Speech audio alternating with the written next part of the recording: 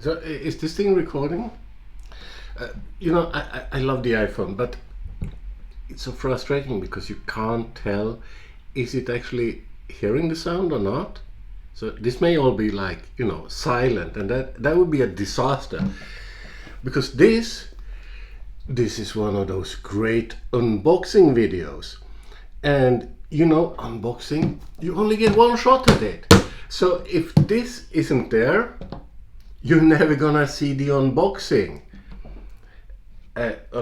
It's so this is the Game of Thrones Tarot. So this is worth waiting for.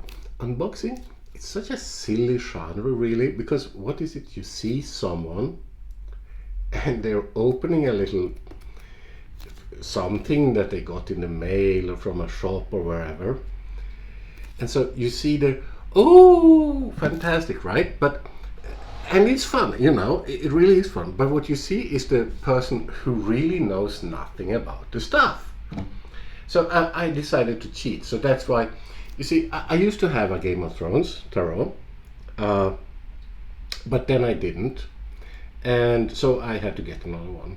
And no, I'm so curious. So I'm really curious because, there are two different kinds of the Game of Thrones tarot, I've been told. And one is with a very, very, very good cardstock of the first edition, which was quite unique. It was kind of like a weft and warp thingy. And oh my god, how am I gonna get this one? I'll be right back. So, like I said, right? It's something. It's a one or never thing. Really, I should probably have been doing this on live, right? But anyway, so this is the Game of Thrones tarot, and my curiosity here is, look, it comes like in this quite fancy box. So it's quite big. And it's not so good when you travel a lot, but for quite a bit I've actually been carrying this deck with me. Well, not this one, but my previous one. So now, open it up, and yes, okay. So I got a first edition deck. So apparently there is a later kind. Oh. Next time I do an unboxing, I'm gonna have a pair of scissors at hand. So the great thing about the structure of these cards is like, I don't know if you can see, but they are like a little bit like, they have a little structure, and you get a feeling that this is gonna last a lifetime, because this is really a durable quality. Now, I've said, and some people didn't quite understand why, I've said that this is a really important deck. So here it starts out with Therion as the Fool. And let me just tell you that, to my mind, Therion is a really good Fool. And I'm going to show you why I think so. And we're back. I just, didn't want to waste time with me searching for a video, so that's why I made a little cut here. So here is one of the scenes that is like 100% Therion. Who's the Fool? The Fool is the guy who doesn't participate in life. He hasn't even entered the cycle yet. He doesn't give a cahoot about the world. I mean, look at this man. Obviously a highly intelligent man, right? Reads books like a sword needs a whetstone, the mind needs its books. But what does he do with all his knowledge? Nothing. He, well, you know how he uses his time in the beginning of the series, right? And what's his life goal? To stand on the wall and utter pointlessness. Like a hipster. So I'm gonna show you one more scene with him, the actual scene which is depicted in this card. Okay, so hold on, I'll just find it. Okay, here we go.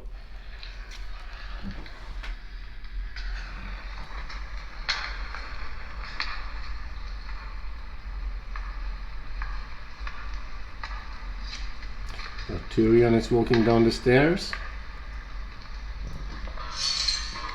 There you see him. Quite similar to the card.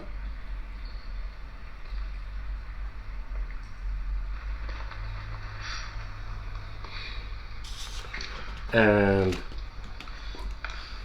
he's taking sort of a big risk, you know, because walking down to these two hungry dragons, that's where we're at. We're in Meereen and Daenerys is gone, and so he decides to walk down to the dragons.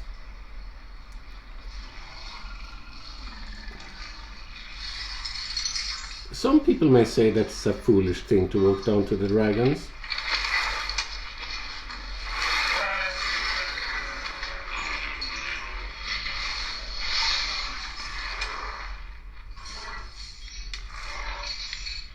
But he manages to release them without them burning him alive or eating him or any of those things one might fear might happen. I'm friends with your mother. Friends with your mother. Okay, so obviously this is one of the great things about this deck.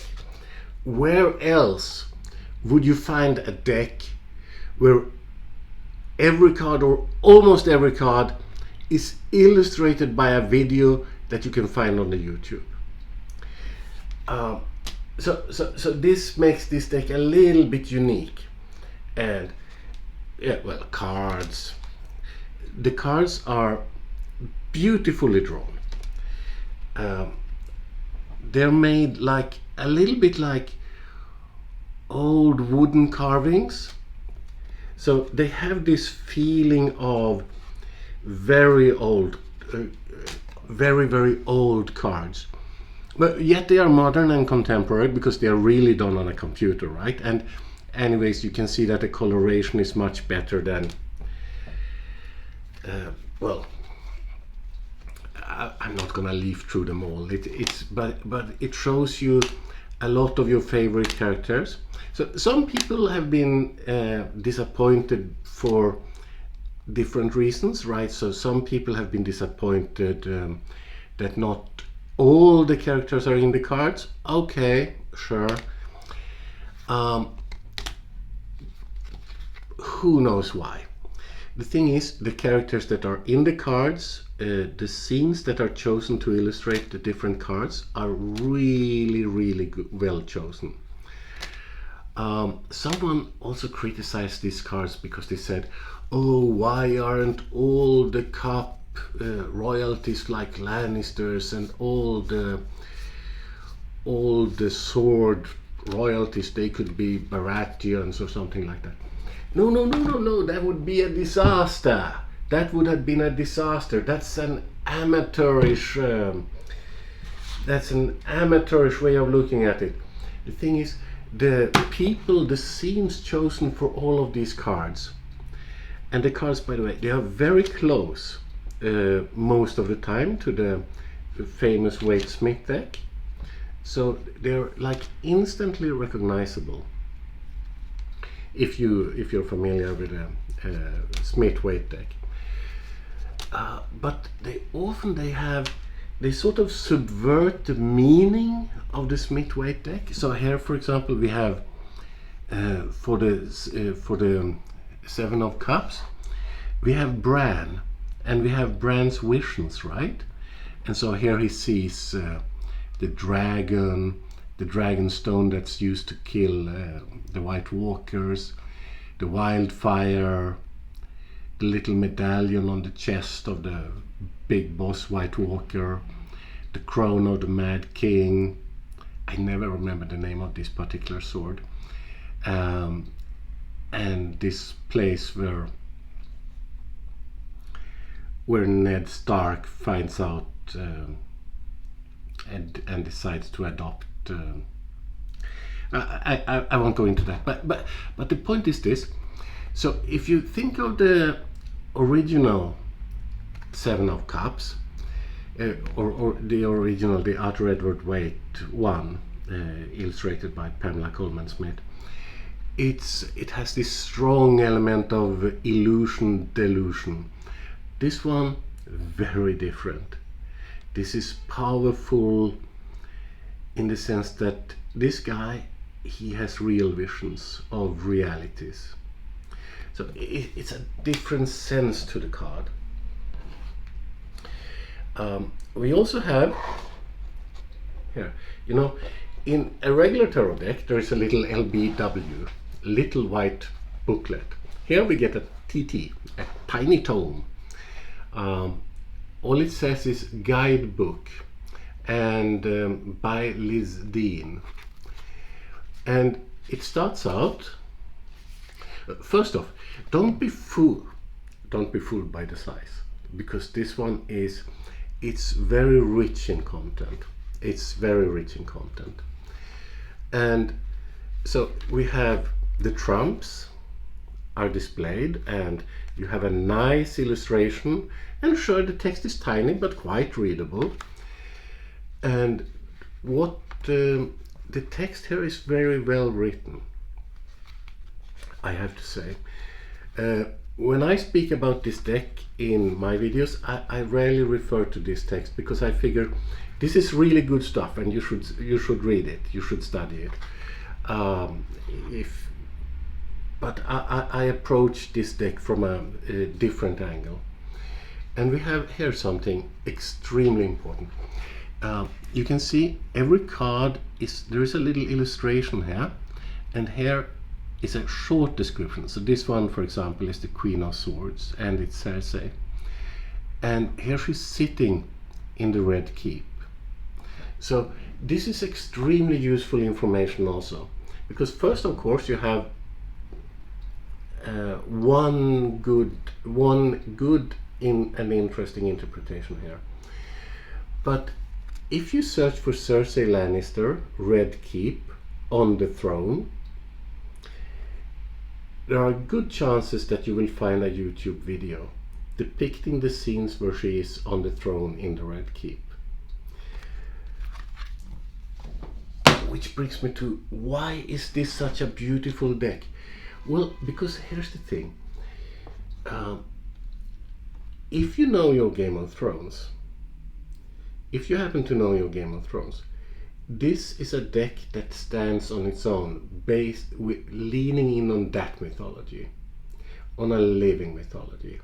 Now, some people they go, oh, but it's not an old mythology and it's a new mythology, so it cannot be valid. Who cares? It has to be like secret Kabbalah, mysticism, and Isaac Luria, and it has to be the old stuff, the hieroglyphs. It cannot be something contemporary. Well, why? Why can't it be something new? I think, okay, so this card, it's one of my favorite characters, Sam. So he sort of steals a sword, and if you're familiar again with the Arthur Edward Waite deck, you can see here the subversion of the old thingy. This is the Seven of Swords, with the thief sneaking away with the swords. And now imagine that you've got that deck, and you get the Seven of Swords of the Arthur Edward Waite deck, Pamela Coleman Smith, and you see this guy sneaking away with a sword. What situation in the series would that correspond to? Well, from the point of view of Sam's father, I think this card would be pretty close, right?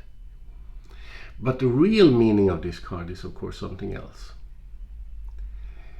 Someone says to Sam, "You're stealing the swords," and he says, "No, it belongs to the family." So it's his sword. He's just reclaiming it. But the point is this: all you need to know the living mythology of the Game of Thrones series simply makes these cards come alive. That's all there is to it. And yeah, and then there are many more cards. Buy the deck, get the deck. I know. It's been 2 years and Game of Thrones isn't as hot. I should have done this video or something similar to this video during the wait for the final season or something. But I didn't. I did it now. And well, that's it basically, I think. Did I say all that needs to be said about this little booklet? Yeah, I think so. Very good. And one of the real keys is that you'll find the hints to find the videos. And it also has a set of little different spreads. A couple of them are quite interesting. Yeah, I think I'll save the rest for another video. So I really consider this to be an important deck. And this may sound a little bit like why would just another deck that is based on a TV series be important? Well, this deck is very different from all the other or most of the other decks that are like based on TV series. This is a very serious deck. You can tell that the designers have put a very great deal of effort into choosing the right illustrations. It's also a powerful deck because the themes of the Game of Thrones series, oh, this is a good one, Nine of Swords. Remember that one from the Wade Smith version?